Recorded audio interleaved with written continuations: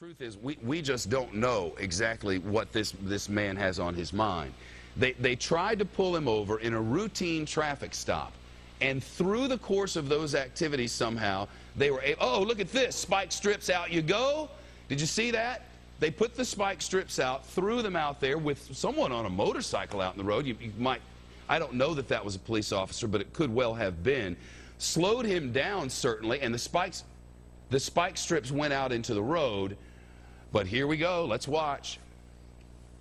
Went out into the road, but here we go, let's watch. Are lagging back. It's our understanding that many other law enforcement resources have been positioned to help deal with this. Does that mean, oh my goodness, now watch this. He's going to try to make an off-ramp on the right here, and watch this.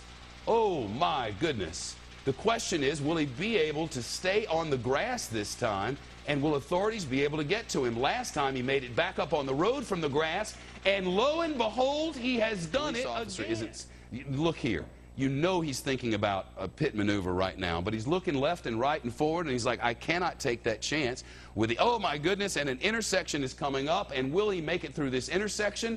Very close. And a car flying right through, and did you see that? That police officer is very lucky not to have been in a head-on collision right vehicle. So the chances are just multiplying here on the surface streets of somebody being horribly injured as a result of this person. If you're just tuning in, this is the Dallas area. It's our understanding that authorities were just trying to execute a stop for this guy. They wanted him to pull over.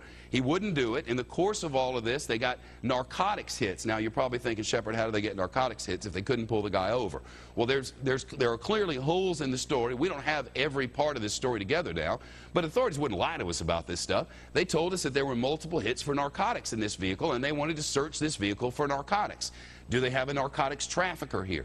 Is this just a plain old everyday drug dealer? Is it someone who just has drugs for their own use? But we're coming up on an intersection here, and it looks like we may have a tight squeeze for this guy, and oh my goodness, I believe that and now that, oh, and there it is. Well, we'll see how this progresses now.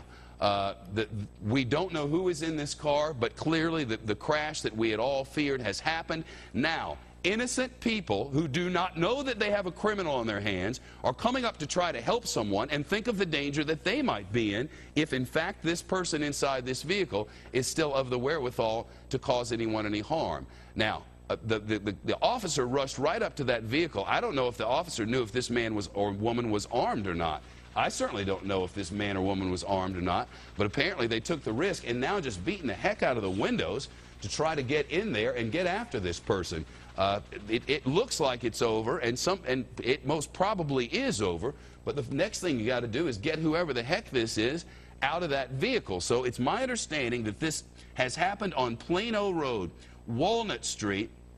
I believe we're in the city of Garland. In fact, he is in Garland. He is on Plano Road or Richardson. When they ran the plates, that's when the narco hits happened. So they went back to run the plates of this car, and that's when they got the narco hits. That's when the dog said, we smell narcotics in this vehicle.